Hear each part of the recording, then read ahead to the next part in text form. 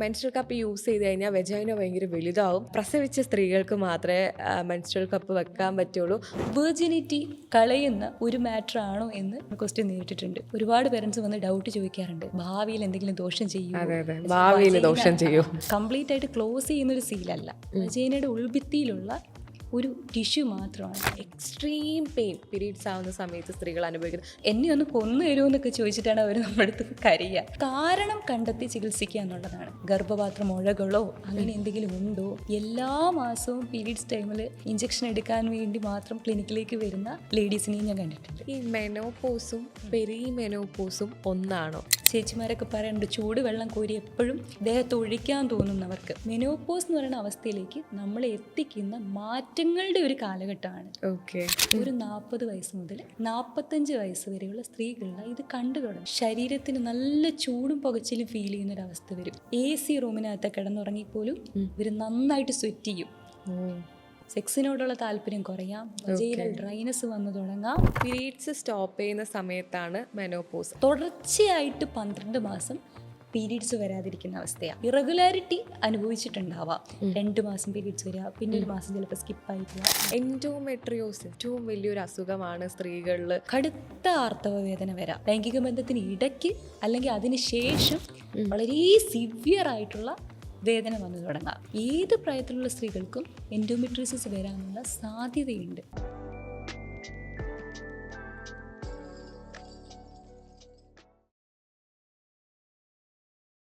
എൻ്റെ ഒരു ഫ്രണ്ട് ഉണ്ട്, എൻ്റെ കൂടെ കോളേജിലുണ്ടായ എൻ്റെ ഒരു ഫ്രണ്ടാണ്. അപ്പോൾ പുള്ളിക്കാരിക്ക് 2 മാസം കൂടുമ്പോഴാണ് പീരീഡ്സ് ആവുക. പക്ഷെ പീരീഡ്സ് ആവുന്ന സമയത്ത് വയറുവേദനേൻ്റെ എക്സ്ട്രീം, ഞാൻ അവളെ നിലവിളിക്കുന്നതൊക്കെ കണ്ടിട്ടുണ്ട്. എനിക്കിട്ട് ഞാൻ പേടിച്ചു പോയി. ദൈവം ഇനിവളെന്നെ എന്തൊക്കെ അറ്റാക്ക് ചെയ്യുമോ നടക്കുന്നത് ഞാൻ പേടിച്ചു പോയിട്ടുണ്ട്. അത്രയും നിലവിളിച്ച്, ഞാൻ അത്ര വയലൻ്റ് ആയിട്ടുള്ള ഒരാളെ ഞാൻ ആദ്യമായിട്ടാണ് കണ്ടത്. അത്തരത്തിലുള്ള പേഷ്യൻസ് വരാറുണ്ടോ? അല്ലെങ്കിൽ എന്തുകൊണ്ടാണ് എക്സ്ട്രീം പെയിൻ പീരീഡ്സ് ആവുന്ന സമയത്ത് സ്ത്രീകൾ അനുഭവിക്കുന്നത്? നോർമലി നമുക്ക് എല്ലാവർക്കും പീരീഡ്സ് ആകുമ്പോൾ വേദന എടുക്കുന്നുണ്ട്, പക്ഷേ ഇത്രയും എക്സ്ട്രീം ആയിട്ട് എന്തുകൊണ്ടാണ് അങ്ങനെ? ജനറലൈസ് ചെയ്ത് പറയാൻ പറ്റുന്നൊരു കാര്യമല്ല. ചില സ്ത്രീകൾക്ക് പീരീഡ്സിന്റെ സമയത്ത് അസഹ്യ വേദന അനുഭവിക്കാറുണ്ട്. ചില സ്ത്രീകൾ വളരെ അസ്വസ്ഥത മാത്രമായിരിക്കും, അവർക്കതൊരു വേദനയായിരിക്കത്തില്ല, അസ്വസ്ഥത മാത്രമായിരിക്കും അവർ അനുഭവിക്കുന്നത്. അതും ചിലപ്പോൾ ആദ്യത്തെ ദിവസത്തിലൊക്കെ മാത്രമേ ഉണ്ടാവുകയുള്ളൂ. അസഹ്യമായ വേദന വരുന്നുണ്ടെങ്കിൽ തീർച്ചയായിട്ടും നമ്മൾ നമ്മുടെ ലക്ഷണം വേദന കുറയ്ക്കാനുള്ള വേദന സംഹാരികൾ എടുക്കാൻ ഡോക്ടറുടെ നിർദ്ദേശപ്രകാരം മാത്രം. പിന്നെ അതിന്റെ കാരണം കണ്ടെത്തി ചികിത്സിക്കുക എന്നുള്ളതാണ്.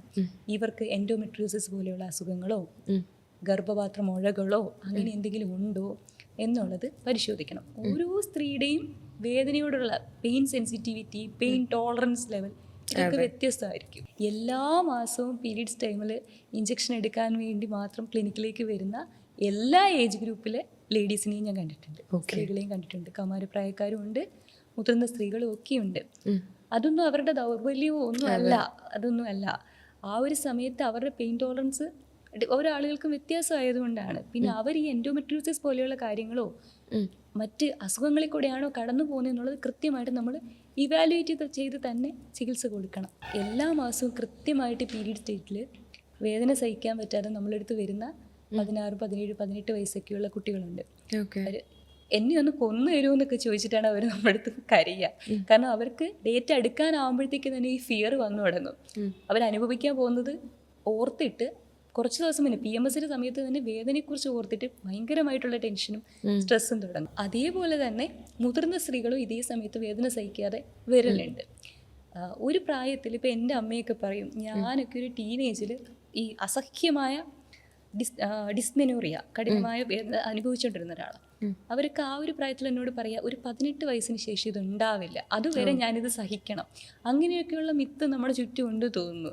അപ്പോൾ അതിനൊന്നും കൃത്യമായ ക്ലിനിക്കൽ ഇവാലുവേഷനോ കാര്യങ്ങളോ ഒന്നും ആ പ്രായത്തിൽ എടുപ്പിക്കില്ല. ചെറിയ കുഞ്ഞല്ലേ, കുറച്ച് വലുതാകുമ്പോഴേക്കും മാറും എന്നുള്ളത് അങ്ങനെ കരുതുന്നവരുണ്ട്. പക്ഷെ ഇപ്പം ഞാൻ കാണുന്നത് നമ്മുടെ ക്ലിനിക്കിലൊക്കെ എല്ലാ ഏജ് ഗ്രൂപ്പിലെ ലേഡികളും വരാറുണ്ട്. എൻഡോമെട്രിയോസിസ് ഇനി വരാൻ പോകുന്ന ഏറ്റവും വലിയൊരു അസുഖമാണ് സ്ത്രീകളിൽ എന്നുള്ള ഒരു റിപ്പോർട്ട് വായിച്ചിട്ടുണ്ടായിരുന്നു.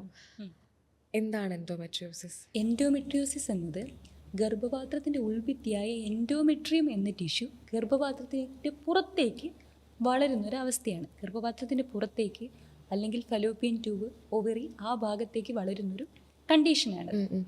ഈ സമയത്ത് സ്ത്രീകൾ അനുഭവിക്കുന്ന ലക്ഷണങ്ങൾ എന്ന് പറയുന്നത് കടുത്ത ആർത്തവ വേദന വരാം പീരീഡ് സമയത്ത്. അതേപോലെ ലൈംഗിക ബന്ധത്തിന് ഇടയ്ക്ക് അല്ലെങ്കിൽ അതിന് ശേഷം വളരെ സിവിയർ ആയിട്ടുള്ള വേദന വന്നു തുടങ്ങാം. എല്ലാ പ്രായത്തിലുള്ള സ്ത്രീകൾക്കും, അതായത് മെൻസ്ട്രേഷൻ ആരംഭിച്ചതിന് ശേഷം ഏത് പ്രായത്തിലുള്ള സ്ത്രീകൾക്കും എൻഡോമെട്രിയോസിസ് വരാനുള്ള സാധ്യതയുണ്ട്. എല്ലാ ഏജ് ഗ്രൂപ്പിലും ഇതുണ്ട്. കൃത്യമായിട്ടുള്ള ഇവാലുവേഷൻ സ്കാൻ എടുക്കുകയും മറ്റു പരിശോധനകളും ചെയ്താണ് നമ്മളിത് നിർണ്ണയിക്കുന്നത്. ലക്ഷണങ്ങൾ കഠിനമായ വേദന പീരീഡ്സ് ടൈമിൽ, ലൈംഗിക ബന്ധത്തിന് ഇടയ്ക്ക്, അതിന് ശേഷം കടുത്ത വേദന, പീരീഡ്സിൻ്റെ സമയത്ത് യൂറിൻ പാസ് ചെയ്യാൻ പോവുക, മോഷൻ പാസ് ചെയ്യാൻ പോകുന്ന സമയത്തൊക്കെ കടുത്ത വേദന വരിക, ഇതൊക്കെയാണ് ഇതിൻ്റെ ലക്ഷണങ്ങളായിട്ട് കാണുന്നത്. പീരീഡ്സിനെ ചുറ്റിപ്പറ്റി ഒരുപാട് മിത്സ് ഉണ്ട്. ആദ്യം സ്ത്രീകളൊക്കെ തുണിയായിരുന്നു ആർത്തവമാകുന്ന സമയത്ത് ഉപയോഗിച്ചത്. പിന്നീട് നമ്മളുടെ ഒക്കെ ഒരു കാലഘട്ടം ആകുമ്പോൾ പാഡിലേക്ക് മാറി. ഇപ്പോഴും പാഡ് വെക്കാതെ തുണി ഉപയോഗിക്കുന്ന സ്ത്രീകളുണ്ട്, പ്രായമായിട്ടുള്ള സ്ത്രീകളുണ്ട്. പക്ഷെ ഇപ്പൊ കുറച്ചുകൂടി ഉള്ള ആളുകൾ ടാംപൂൺസ്, മെൻസ്ട്രൽ കപ്പൊക്കെ യൂസ് ചെയ്യാൻ തുടങ്ങി. ഞാൻ ഒരുപാട് വർഷമായി ഇപ്പോൾ മെൻസ്ട്രൽ കപ്പ് യൂസ് ചെയ്യാൻ തുടങ്ങിയിട്ട്. പാഡ്സ് യൂസ് ചെയ്യുമ്പോൾ എന്ന് വെച്ചിട്ടുണ്ടെങ്കിൽ നമുക്ക് നമ്മുടെ തൈസിൻ്റെ അവിടെ ഉരഞ്ഞു പൊട്ടുന്ന ഒരു പ്രശ്നം ഉണ്ടാവാറുണ്ട്. പാഡ്സ് വെക്കുമ്പോൾ ഉണ്ടാവുന്ന ഇറിറ്റേഷൻ ഉണ്ട്, കുറച്ച് ഭയങ്കരമായിട്ടുള്ളൊരു ഈർപ്പം അനുഭവപ്പെടാറുണ്ട്. പക്ഷെ മെൻസ്ട്രൽ കപ്പ് യൂസ് ചെയ്യുമ്പോൾ ആദ്യം ഇത് വെക്കാനും പഠിക്കാനും ഒക്കെ കുറച്ച് ബുദ്ധിമുട്ടുണ്ടായിരുന്നു. 2 വട്ടം വെക്കുമ്പോൾ ഇത് ക്ലോസറ്റിൽ വീണു പോയ ഒരു അവസ്ഥ ഉണ്ടായിരുന്നു. പക്ഷെ പിന്നെ അത് പഠിച്ച് ശീലമായപ്പോൾ ഇത് വെക്കാൻ ഭയങ്കര കംഫർട്ടബിൾ ആണ്. നമുക്ക് വെച്ചത് പോലും മെൻസ്ട്രൽ കപ്പ് നമുക്ക് വെച്ചെന്നുള്ള ഒരു ഇതുപോലും നമുക്ക് തോന്നാറില്ല. ഒരുപാട് വർഷമായി ഇപ്പോൾ പീരീഡ്സ് സ്മൂത്താണ് മെൻസ്ട്രൽ കപ്പ് വെക്കുന്നത് കൊണ്ട്. മെൻസ്ട്രൽ കപ്പിനെ ചുറ്റിപ്പറ്റി ഒരു മിത്ത് എന്ന് പറയുന്നത്, മെൻസ്ട്രൽ കപ്പ് യൂസ് ചെയ്ത് കഴിഞ്ഞാൽ വെജൈന ഭയങ്കര വലുതാവും, പ്രസവിച്ച സ്ത്രീകൾക്ക് മാത്രമേ മെൻസ്ട്രൽ കപ്പ് വെക്കാൻ പറ്റുള്ളൂ, മറ്റ് സ്ത്രീകൾ വെച്ച് കഴിഞ്ഞാൽ അവരുടെ വെജൈന വലുതാവും എന്നൊക്കെ പറയുന്ന ഒരു മിത്ത് കേട്ടിട്ടുണ്ട്. എന്താ അതിൽ പറയാനുള്ളത്? മെൻസ്ട്രൽ കപ്പ് യൂസ് ചെയ്യുന്നത് വെർജിനിറ്റി കളയുന്ന ഒരു മാറ്റർ ആണോ എന്ന് ഈ അടുത്ത കാലത്ത് പോലും ഞാൻ കൗമാരപ്രായക്കാരുടെ പേരൻസിൽ നിന്ന് ക്വസ്റ്റ്യൻ നേരിട്ടിട്ടുണ്ട്. 15-16 വയസ്സുള്ള കുട്ടികളും വളരെ ചെറിയ പ്രായത്തിൽ പീരീഡ്സ് ആരംഭിക്കുന്ന കുട്ടികളും ഒക്കെ പ്രിഫർ ചെയ്യുന്നത് ഇപ്പം മെൻസ്ട്രൽ കപ്പാണ്. നമ്മുടെ ജനറേഷൻ പോലെ അല്ല. സാനിറ്ററി പാഡിനേക്കാളും അവർക്ക് കംഫർട്ടബിൾ അതായതുകൊണ്ട് അതാണ് അവർ ചൂസ് ചെയ്യുന്നത്. അപ്പം ഒരുപാട് പേരൻസ് വന്ന് ഡൗട്ട് ചോദിക്കാറുണ്ട്, ഇത് ഭാവിയിൽ എന്തെങ്കിലും ദോഷം ചെയ്യുമോ, വജീന സ്ട്രെച്ചായി പോവോ, വലുതായി പോവോ എന്നൊക്കെ. ഒരിക്കലും മെൻസ്ട്രൽ കപ്പ് യൂസ് ചെയ്യുന്നുണ്ട് വജീന സ്ട്രെച്ചായി പോവില്ല കേട്ടോ. പിന്നെ വെർജിനിറ്റി എന്നൊക്കെ പറയുന്നത് ഒരിക്കലും ഒരു മെഡിക്കൽ ടേം അല്ല. അത് ഈ സാമൂഹികപരമായിട്ടൊക്കെ വ്യക്തിപരമായിട്ടും സാമൂഹികപരമായിട്ടും ഉണ്ടാക്കി വെച്ചേക്കുന്ന ഒരു കൺസ്ട്രക്ട് ചെയ്തേക്കുന്ന ഒരു കോൺസെപ്റ്റ് മാത്രമാണ്. ഹൈമൻ എന്നൊക്കെ പറയുന്നത് വജൈനയെ കംപ്ലീറ്റ് ആയിട്ട് ക്ലോസ് ചെയ്യുന്നൊരു സീലല്ല, വജൈനയുടെ ഉൾഭിത്തിയിലുള്ള ഒരു ടിഷ്യൂ മാത്രമാണ്. ജന്മന ചില പെൺകുഞ്ഞുങ്ങൾക്ക് അത് വളരെ തിന്നായിരിക്കും, ചില സ്ത്രീകൾക്ക്, ചില കുഞ്ഞുങ്ങൾക്ക് ജനിക്കുമ്പോൾ തന്നെ അത് കുറച്ച് തിക്കുമായിരിക്കാം. ആദ്യമായിട്ട് മെൻസ്ട്രൽ കപ്പ് ഉപയോഗിക്കുന്ന സമയത്ത് സംടൈംസ് ഈ ഹൈമൻ ഒന്ന് സ്ട്രെച്ച് ആവുന്നുണ്ട്, സ്പോട്ടിങ് വരാൻ ചാൻസ് ഉണ്ട്. മെൻസ്ട്രൽ കപ്പ് ഉപയോഗിക്കുന്നത് കംപ്ലീറ്റ് സേഫ് ആയിട്ടുള്ളൊരു കാര്യമാണ്. ഒരിക്കലും അത് വജീനയുടെ എലാസ്റ്റിസിറ്റി നഷ്ടപ്പെടുത്തുന്നില്ല. വെർജിനിറ്റി എന്ന് പറയുന്ന ഒരു കോൺസെപ്റ്റിലേക്ക്, അതൊരു മെഡിക്കൽ കോൺസെപ്റ്റ് അല്ല കേട്ടോ, അത് സാമൂഹികപരമായിട്ടുള്ള കോൺസെപ്റ്റാണ്. ഒരിക്കലും ഹൈമൻ നഷ്ടപ്പെടാൻ മെൻസ്ട്രൽ കപ്പ് ഉപയോഗിക്കുന്നുണ്ട് ഹൈമൻ നഷ്ടപ്പെടുന്നു എന്നുമില്ല. പീരീഡ്സിനെ സംബന്ധിച്ചുള്ള വേറൊരു മിത്താണ്, നമുക്ക് എത്ര വേദന വന്നു കഴിഞ്ഞാലും പെയിൻ കില്ലേഴ്സ് കഴിക്കരുത്. പെയിൻ കില്ലേഴ്സ് കഴിഞ്ഞ് കഴിഞ്ഞാൽ അത് പ്രഗ്നൻ്റ് ആവുന്ന സമയത്തൊക്കെ ഭയങ്കര ബുദ്ധിമുട്ടാവും, പ്രഗ്നൻ്റ് ആവില്ല, അങ്ങനത്തെ ഒരുപാട് കേട്ടിട്ടുണ്ട്. ശരിക്കും പീരീഡ്സ് ആവുന്ന സമയത്ത് നമുക്ക് ഡോക്ടർ അഡ്വൈസോടെ പെയിൻ കില്ലേഴ്സ് കഴിക്കാമോ? തീർച്ചയായിട്ടും ഡോക്ടറുടെ അഡ്വൈസോട് കൂടി മരുന്നെടുക്കുന്നതിൽ തെറ്റില്ല. ഇപ്പം വളരെ ടീനേജേഴ്സ് ആയിട്ടുള്ള കുട്ടികൾ വരെ, കുട്ടികളുടെ ഇടയ്ക്ക് പോലും ഈ മിത്ത് ഇപ്പോഴും നിലനിൽക്കുന്നുണ്ടെന്നുള്ളത് ഈ അടുത്ത് കുറച്ച് റീൽസും കാര്യങ്ങളും കണ്ടപ്പോൾ മനസ്സിലായി. പീരീഡ്സ് ടൈമിൽ പെയിൻ കില്ലേഴ്സ് എടുക്കുന്നത് ഒരു തെറ്റായ പ്രവണതയാണ്, അത് ഭാവിയിൽ ഗർഭപാത്രത്തിന് ദോഷം ചെയ്യാം, അല്ലെങ്കിൽ ഭാവിയിൽ കുഞ്ഞുങ്ങൾ ഉണ്ടാവാൻ ബുദ്ധിമുട്ടുണ്ടാക്കാം, അത്തരത്തിലുള്ള മിഥ്യാധാരണ ഇപ്പോഴും ഉണ്ട്. പേരൻസ് നമ്മളോട് പറയാറുണ്ട്. ഇത് കഴിക്കരുതെന്ന് പറയുന്ന അതേ ആളുകൾ തന്നെ ഇപ്പോൾ ഒരു ഫ്രാക്ചർ വന്നിട്ട് അല്ലെങ്കിൽ ഒരു സർജറി കഴിഞ്ഞ് കിടക്കുമ്പോൾ ഇതേ മരുന്നുകൾ, ഇതേ വേദന സംഹാരി മരുന്നുകൾ 2 ആഴ്ചയൊക്കെ എടുക്കും. നമ്മൾക്കൊക്കെ ഒരു പനി വന്നാൽ പോലും നമ്മൾ 3 നേരം പാരസെറ്റാമോൾ 5 ദിവസമൊക്കെ തുടർച്ചയായിട്ട് എടുക്കും. അതിലവർക്ക് ടെൻഷനില്ല. പക്ഷെ പീരീഡ്സിൻ്റെ സമയത്ത് വേദന സഹിക്കാൻ പറ്റാത്ത വേദന വരുമ്പം 1-2 പാരസ്റ്റമോൾ കഴിച്ചു, അല്ലെങ്കിൽ മെഫ്താൽസ്പാസ് കഴിച്ചു, ഐബുപ്രൂഫൻ പോലെയുള്ള മരുന്നുകൾ കഴിച്ചു, അതൊക്കെ അതിൻ്റെ മിനിമം ഡോസേജിൽ എടുത്തു എന്നുള്ളത് കൊണ്ട് ഒരു ദോഷവും വരാനില്ല. ഇതിനെ കൗണ്ടർ ചെയ്യുന്ന ആളുകളുണ്ട് ഇപ്പോഴും. പെയിൻ കില്ലേഴ്സ് എടുത്തു കഴിഞ്ഞാൽ കിഡ്നിക്ക് ഡാമേജ് വരില്ലേ, അങ്ങനെയൊക്കെ ചോദിക്കുന്ന ആളുകളുണ്ട്. മാസത്തിൽ ഒരിക്കൽ മാത്രമാണ് നമുക്ക് പീരീഡ്സ് വരുന്നത്. ആ ദിവസങ്ങളിൽ 1-2-3 ദിവസങ്ങളിൽ തുടർച്ചയായിട്ട് ഗുളിക എടുത്തു എന്നുള്ളത് കൊണ്ട് ഒരിക്കലും അത് കണ്ടിന്യൂസ് ഡെയിലി യൂസേജ് ആവില്ല. പിന്നീട് അടുത്ത മാസത്തിലാണല്ലോ നമ്മൾ എടുക്കേണ്ടി വരുന്നുണ്ടെങ്കിൽ. അപ്പോൾ അത് കണ്ടിന്യൂസ് ഡെയിലി യൂസേജ് ആവുന്നില്ല എന്നുള്ളത് കൊണ്ട് തന്നെ ഇത്തരത്തിലുള്ള വലിയ അഡ്വേഴ്സ് എഫക്റ്റിലോട്ടും കിഡ്നി ഡാമേജിലോട്ടും ഒന്നും ഒരിക്കലും അത് പോയില്ല. പിന്നെ ഡോക്ടറുടെ നിർദ്ദേശമില്ലാതെ ഒരിക്കലും പാടില്ല. കാരണം നിങ്ങൾക്ക് ആ മരുന്ന് എടുക്കാൻ പറ്റാത്ത തരത്തിലുള്ള മറ്റെന്തെങ്കിലും കണ്ടീഷൻ ഉണ്ടോ, അസുഖങ്ങളുണ്ടോ, ആ മരുന്നുകളോട് അലർജിക് റിയാക്ഷൻ ഉണ്ടോ എന്നുള്ളത് ഡോക്ടർ മനസ്സിലാക്കിയിട്ട് വേണം മരുന്ന് തരേണ്ടത്. മിക്ക ആളുകൾക്കും ഇപ്പോൾ നേരിടുന്ന ഒരു ലൈഫ് സ്റ്റൈൽ ചേഞ്ചാണ് ഇൻസുലിൻ റെസിസ്റ്റൻസ് എന്ന് പറയുന്നത്. ഈ ഇൻസുലിൻ റെസിസ്റ്റൻസ് ഉണ്ടാവുന്ന സ്ത്രീകളിൽ പീരീഡ് സംബന്ധമായിട്ടുള്ള പ്രശ്നങ്ങൾ ഉണ്ടാവോ, പീരീഡ്സ് അബ്നോർമാലിറ്റീസ് ഉണ്ടാവോ? ഇൻസുലിൻ കൂടി നിൽക്കുന്ന അവസ്ഥയിൽ നമ്മുടെ ഈസ്ട്രോജൻ പ്രൊഡ്യൂസ് ചെയ്യുന്ന അണ്ടാശയത്തിൽ നിന്ന് ആൻഡ്രോജൻ എന്ന് പറയുന്ന പുരുഷ ഹോർമോൺ കുറച്ചധികം പ്രൊഡ്യൂസ്ഡ് ആവാൻ തുടങ്ങും. ഓക്കെ. ആ സമയത്താണ് നമുക്ക് പീരീഡ്സ് ഇറഗുലറായി തുടങ്ങുന്നതും വെയിറ്റ് ഗെയിൻ വന്നു തുടങ്ങുക, അല്ലെങ്കിൽ അരയ്ക്ക് ചുറ്റുമുള്ള വണ്ണം മാത്രം കൂടി തുടങ്ങുക, ഇങ്ങനെയുള്ള അവസ്ഥയിലോട്ട് വരുന്നത്. ആ സമയത്ത് ശരീരഭാരം കട്ട് ചെയ്യുക എന്നുള്ളതാണ് ഫസ്റ്റ് കാര്യം. 5% മുതൽ 10% വരെയൊക്കെ ചിലപ്പോൾ നമുക്ക് നമ്മുടെ ബോഡി വെയിറ്റ് കട്ട് ചെയ്യേണ്ടി വരും. കൃത്യമായിട്ടുള്ള വ്യായാമം വേണ്ടി വരും, നല്ല ഭക്ഷണ രീതി കാര്യങ്ങളിലൂടെ അത് കറക്റ്റ് ചെയ്ത് കൊണ്ടുവരാം. അങ്ങനെ ആകുന്നില്ല എന്നുണ്ടെങ്കിൽ തീർച്ചയായിട്ടും ഇതിന് വൈദ്യസഹായം വേണം. അതുകൊണ്ടാണ് ഇപ്പോൾ ചില സ്ത്രീകൾക്ക് ഈ അരക്കെട്ടിന് താഴെ മാത്രം ഒരു വെയിറ്റ് വരുന്നത്. PMOSലൊക്കെ കൂടും. PCOD എന്നുള്ള വാക്കി എടുത്ത് കളഞ്ഞല്ലോ. PMOS ഉള്ള സ്ത്രീകളിലൊക്കെ ശ്രദ്ധിച്ചാൽ അറിയാം, പീരീഡ്സ് റെഗുലർ അല്ലെങ്കിൽ അവിടെ മാത്രം വണ്ണം കൂടിക്കൊണ്ടിരിക്കും. ഇനി ചോദിക്കാനുള്ള മറ്റൊരു കാര്യം എന്ന് വെച്ചിട്ടുണ്ടെങ്കിൽ, ഈ മെനോപോസും പെരിമെനോപോസും ഒന്നാണോ?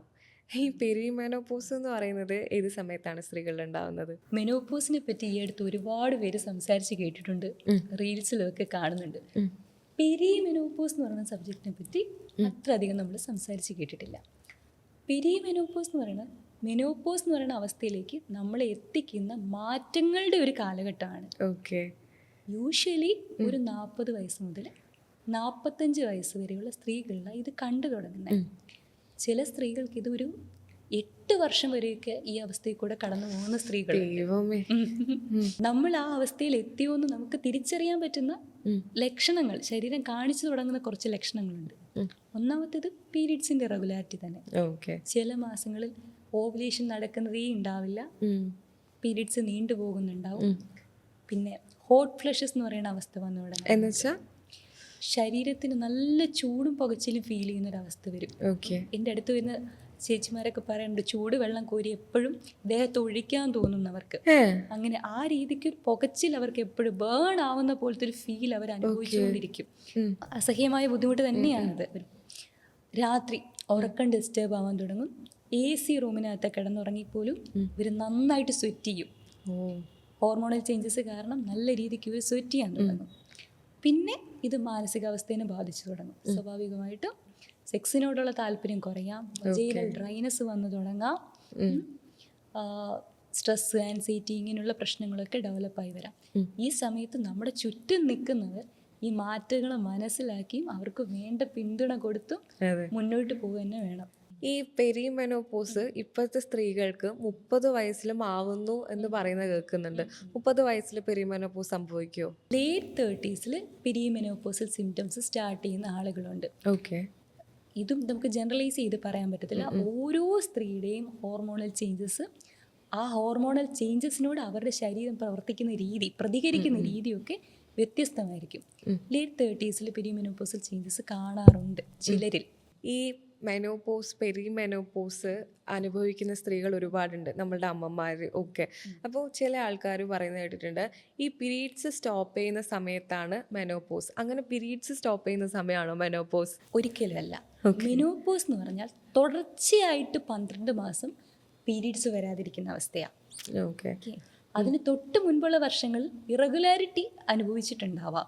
2 മാസം പീരീഡ്സ് വരിക, പിന്നെ ഒരു മാസം ചിലപ്പോൾ സ്കിപ്പായി പോവുക, ഇങ്ങനെ വരാം. 12 മാസം തുടർച്ചയായിട്ട് ഒരു സ്ത്രീക്ക് പീരീഡ്സ് വന്നിട്ടില്ല എന്നുണ്ടെങ്കിലാണ് നമ്മൾ മെനോപോസ് അറ്റൈൻ ചെയ്തു എന്നുള്ളത് നമുക്ക് പറയാൻ പറ്റുക. ഓക്കെ. ഈ മെനോപോസ് ആവുന്ന സ്ത്രീകൾ, അതായത് അവരുടെ കുട്ടികളോ ഹസ്ബൻഡോ ഒന്നും ഇവർക്ക് മനസ്സിലാവുന്നില്ല, അമ്മക്ക് എന്തോ മാറ്റമുണ്ട്, അമ്മ പഴയ പോലെയല്ല എന്ന് ഒരുപാട് പറയുന്നത് കേട്ടിട്ടുണ്ട്. അമ്മക്കിപ്പോൾ ഭയങ്കര ദേഷ്യം കൂടുതലാണ്, എന്ത് പറഞ്ഞാലും അമ്മക്ക് ഭയങ്കര ദേഷ്യം കൂടുതലാണ്. നമ്മൾ കുടുംബത്തിലൊക്കെ കണ്ടിട്ടുണ്ടല്ലോ, മുതിർന്ന സ്ത്രീകൾക്ക് ഈ മെനോപോസ് എടുക്കുന്ന സമയത്ത് ഭയങ്കര ദേഷ്യമാണ്, ഇറിറ്റേഷനാണ്, പഴയ പോലെയല്ല, അവർക്ക് എപ്പോഴും ക്ഷീണമാണ്. അപ്പോൾ ചുറ്റുമുള്ളവരെന്താ ഇവരെ മനസ്സിലാക്കേണ്ടത്, അല്ല ചുറ്റുമുള്ളവർ എങ്ങനെ ഇവരെ ഹെൽപ്പ് ചെയ്യണം? മെനോപോസ് അവസ്ഥയിൽ കൂടെ കടന്നു പോകുന്ന സ്ത്രീകളെ അവർക്ക് അവരുടെ ദേഷ്യം, അതേപോലെ തന്നെ അവർ മനോബലം കുറഞ്ഞ സ്ത്രീകളായിട്ടും മുൻപ് ഏതെങ്കിലുമൊക്കെ മേഖലയിൽ തലപ്പത്തിരുന്ന് നല്ല രീതിക്ക് കാര്യക്ഷമമായിട്ട് പ്രൊഡക്ടിവിറ്റിയൊക്കെ ഉണ്ടായിരുന്ന സ്ത്രീകൾ ഈ ഒരു സമയത്ത് എത്തുമ്പോഴേക്കും ചിലപ്പം ഭയങ്കര വീക്കായി പോണതൊക്കെ കാണാറുണ്ട്. ഡിസിഷൻ മേക്കിങ് പാളിപ്പോവുക, സ്വാഭാവികമായിട്ട് ഹോർമോണൽ ചേഞ്ചസിൻ്റെ കൂടെ ബ്രെയിൻ ഫോഗ് വന്നു തുടങ്ങും, ചെറിയ തോതിലുള്ള മറവി വരും, കൺഫ്യൂഷൻസ് വരും, ഒരു കാര്യം തീരുമാനം എടുക്കാനുള്ള ബുദ്ധിമുട്ട് വരും, ഉത്കണ്ഠ, ആൻസൈറ്റി, ഇങ്ങനത്തെ പ്രശ്നങ്ങളൊക്കെ ആ സമയത്ത് അവർ നേരിടും. കൂടെ നിൽക്കുന്ന ആളുകൾ വേണ്ട സപ്പോർട്ട് കൊടുത്തു തന്നെ പോകണം. പിന്നെ അത് നമ്മുടെ ഡേ ടു ഡേ ലൈഫിനെ ബാധിക്കുന്ന രീതിക്ക് കാര്യങ്ങൾ മാറുന്നുണ്ടെങ്കിൽ തീർച്ചയായിട്ടും മാനസികാരോഗ്യ പിന്തുണ കൗൺസിലിംഗ് സെക്ഷനായിട്ടോ അത് എടുക്കുക തന്നെ വേണം. Does menopause means the end of a woman sexual life? കാരണം എന്ന് വെച്ചിട്ടുണ്ടെങ്കിൽ മെനോപോസ് ആയിട്ടുള്ള സമയത്ത് സ്ത്രീകൾക്ക് ഹോർമോണിൽ ഭയങ്കര ചേഞ്ചസ് ഉണ്ടാവാം, അതുകൊണ്ട് തന്നെ അവർക്ക് ലോ ലിബിഡോ ഉണ്ടാവുമെന്ന് പറയുന്നേക്കാം, സെക്സിനോട് തീരെ താല്പര്യമില്ല എന്ന് ഇപ്പോൾ ഡോക്ടർ തന്നെ പറഞ്ഞു. അപ്പോൾ ഒരു സെക്ഷൽ ലൈഫിന്റെ എൻഡാണോ മെനോപോസ് എന്ന് പറയുന്ന സ്ത്രീകൾക്ക്? ഒരിക്കലുമല്ല. മെനോപോസിലെ ചേഞ്ചസിനോട് ഓരോ സ്ത്രീയും പ്രതികരിക്കുന്ന രീതി പലതരത്തിലായിരിക്കും, വ്യത്യസ്തമായിരിക്കും. സെക്സ് ലൈഫിന്റെ എൻഡാണ് മെനോപോസ് എന്ന് ഒരിക്കലും പറയാൻ പറ്റില്ല.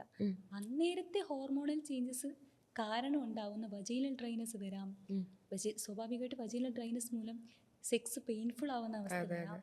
ഇതിനെയൊക്കെ നമുക്ക് ഡോക്ടറെ കൺസൾട്ട് ചെയ്തിട്ടോ അല്ലെങ്കിൽ അതിന്റെ പ്രതിവിധികൾ, ലൂബ്രിക്കൻസ് യൂസ് ചെയ്യുക, അങ്ങനെയുള്ള കാര്യങ്ങൾ കൂടി മറികടക്കാവുന്നതേ ഉള്ളൂ. പിന്നെ ഈ സമയത്ത് സ്ത്രീകൾക്ക് ലോസ് ഓഫ് ലിബിഡോ, ലൈംഗിക താല്പര്യം ചില സ്ത്രീകൾക്ക് കുറയാം. അതേപോലെ തന്നെ അറോസൽ എത്താനുള്ള ടൈമിന് വ്യത്യാസം വരാം, അല്ലെങ്കിൽ ഓർഗാസം അറ്റൈൻ ചെയ്യാനുള്ള ടൈമിന് വ്യത്യാസം വരാം. ഇങ്ങനെ ഓരോ സ്ത്രീകളിലും മാറ്റങ്ങൾ വരാം. ഇതിനൊക്കെ നമുക്ക് ആവശ്യമുണ്ടെങ്കിൽ ഹോർമോൺ ട്രീറ്റ്മെൻറ്റുകൾ എടുക്കാം. പാർട്ട്ണറുമായിട്ടുള്ള ഓപ്പൺ കമ്മ്യൂണിക്കേഷൻ വഴി പല കാര്യങ്ങളും നമുക്ക് കറക്റ്റ് ചെയ്യാം. അങ്ങനെയൊക്കെ ചെയ്യാവുന്നതേ ഉള്ളൂ. എത്ര സ്ത്രീകൾ ഒരു ദിവസം വരാറുണ്ട് മെനോപോസിന്റെ ബുദ്ധിമുട്ടുകളുണ്ട്? മെനോപോസിന്റെ ബുദ്ധിമുട്ട് അനുഭവിക്കുന്ന, അതുപോലെ തന്നെ പെരിയ മെനോപോസിൽ ബുദ്ധിമുട്ട് അനുഭവിക്കുന്ന സ്ത്രീകൾ ഒരുപാട് പേര് വരാറുണ്ട്. അവർ കടന്നു പോകുന്ന ബുദ്ധിമുട്ട് അവർക്കത് ഹോർമോണൽ ചേഞ്ചസ് ആണെന്ന് മനസ്സിലാവാത്തത് കൊണ്ടും കൺഫ്യൂസ്ഡ് സ്റ്റേജിലും ബ്രെയിൻ ഫോഗ് അടിച്ചിട്ടും ഒക്കെയാണ് ഇവർ വരുന്നത് നമ്മുടെ അടുത്ത്. നമ്മൾ ഈ ടെസ്റ്റുകളും കാര്യങ്ങളിൽ കൂടെ കൃത്യമായിട്ട് അവർക്ക് മരുന്നിനേക്കാളും കൂടുതൽ അന്നേരം അവർക്ക് വേണ്ടത് ഇമോഷണൽ സപ്പോർട്ടാണ്. തീർച്ചയായിട്ടും അവരെ മനസ്സിലാക്കുക, അവരെ കേൾക്കുക, അവരനുഭവിക്കുന്ന ബുദ്ധിമുട്ടുകൾ നമ്മൾ കേൾക്കുക എന്നുള്ളത് അവർക്ക് ആ സമയത്ത് കൂടുതലും ആവശ്യം. ഒരിക്കലും മെനോപോസ് സെക്സ് ലൈഫിന്റെ എൻഡല്ല. ഇപ്പോൾ പേഴ്സണലി എൻ്റെ അടുത്ത് 65 വയസ്സും അതിന് മുകളിലോട്ട് പ്രായമുള്ള സ്ത്രീകൾ പോലും ലൈംഗിക താല്പര്യം ഉള്ളത് കൊണ്ട് അവർക്ക് വജൈനൽ ഡ്രൈനസ് അതിനെ ബാധിക്കുന്നു എന്നുള്ളത് കൊണ്ട് മാത്രം ലൂബ്രിക്കൻസും ഒക്കെ ഞാൻ പ്രിസ്ക്രൈബ് ചെയ്ത് കൊടുത്തിട്ടുണ്ട്. അപ്പോൾ ഒരിക്കലും അത് സെക്സ് ലൈഫിന്റെ എൻഡ് എന്ന് പറയാൻ പറ്റത്തില്ല. മെനോപോസിനും അതുപോലെ തന്നെ മെനോപോസ് അവസ്ഥയിലൂടെ കടന്നു പോകുന്ന സ്ത്രീകളെ സമൂഹം ഡിപ്രഷനാണ് അവർക്ക് എന്ന് മുദ്ര കുത്തുന്നത് ഞാൻ കണ്ടിട്ടുണ്ട്. എന്നിട്ട് അവരെ വളരെ നിർബന്ധിച്ച് കൊണ്ടുപോയി കൗൺസിലിംഗ് എടുപ്പിക്കുക, അല്ലെങ്കിൽ സൈക്കോളജിസ്റ്റുകളുടെ അടുത്ത് കൊണ്ടുപോവുക ചെയ്യുന്നത് ഞാൻ കണ്ടിട്ടുണ്ട്. ഹോർമോണൽ ചേഞ്ചസ് എന്ന് പറയുന്ന അവസ്ഥയെപ്പറ്റി അവർ അക്നോളജ് ചെയ്യുന്നില്ല ആ സമയത്ത്. മെനോപോസോടുകൂടി സ്ത്രീത്വമേ അവസാനിച്ചു എന്ന് ചിന്തിക്കുന്ന ചില വിഭാഗം സ്ത്രീകളുണ്ട്.